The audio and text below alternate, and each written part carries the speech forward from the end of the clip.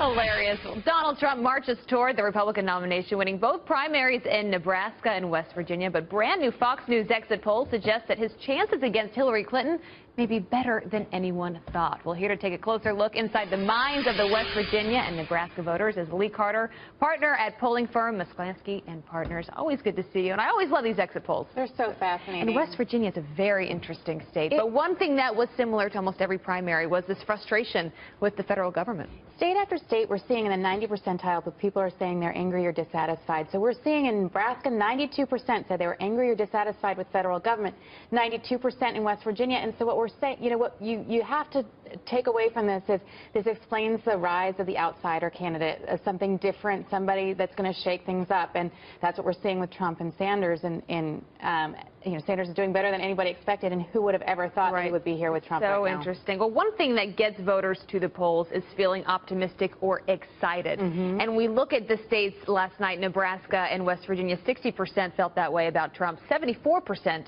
in West Virginia. That's good news for Trump, right? That's really good news for Trump. I think we're seeing this. Enthusiasm, to me, is a really important measure, because enthusiasm is what drives people to the polls. Enthusiasm is contagious. And to have enthusiasm is one of the most important things that you can have. Obama had it in 2008. Trump has it today. Hillary Clinton does not have it. And that's going to be a big issue for her as she turns to the general. Well, when it came to the coal industry households, only 29% came out for Hillary Clinton. You know, this really says... Not too shocking, though, after some of the comments that were made. It's not too shocking, but she did try to, you know, extend that olive branch. She went down there. She met with the coal miners. She said, listen, she tried to explain herself. It clearly did not work. And so that's a really big issue for her. She's in Kentucky now. There's a lot of states that have not just mining jobs. I don't think this is going to be coal mining jobs. This is a lot of manufacturing jobs. This is something that's symbolic of a larger issue. And she's got to say, I'm not just taking these away. She's got to say, I'm going to replace it with something different, or these people are going to be disenfranchised and leave her. Talk about these numbers here. You have Trump versus Hillary, and then Trump versus Bernie Sanders. Hillary 44, Trump 33. Or sorry, Hillary 45, Trump 35.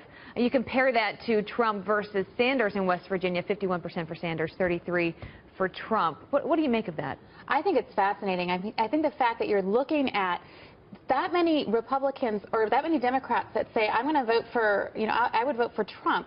That's huge for Hillary. Hillary's got to have, she's got an issue in these kinds of states, especially, you know, we've got 90% white voters in West Virginia, and we know that she has an issue there, and so this is going to be a real problem for her. And we're seeing over and over again, about a third of voters are saying that they would vote for Trump over Hillary Clinton in the you know, state after state. So while this is bigger, this is certainly a trend that we're seeing. And explain this one. Bernie Sanders did well in West Virginia, but when we asked Democrats in that state about policies for the next president, 39% said they wanted someone that was less liberal.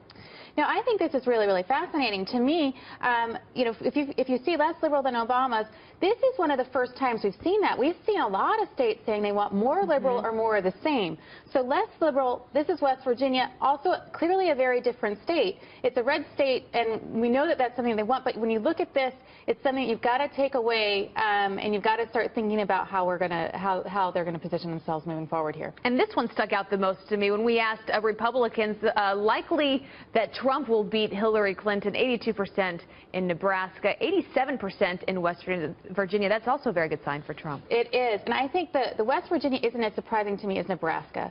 To think that that's the kind of thing, we're seeing a big shift in this last week about whether or not people think that Trump stands a chance against Hillary. Just a few weeks ago, they said not a chance. Now we're seeing a chance. We're seeing that reflected in the polls. And it's going to be interesting to watch this. You know, it's almost impossible to say until you see them head to head, which we haven't gotten a chance to see. But I think we're now seeing people saying, you know what, I think that Trump really has a shot. The race could just be beginning. Lee Carter, always good to have you here. Thanks so much for waking up. Thank you.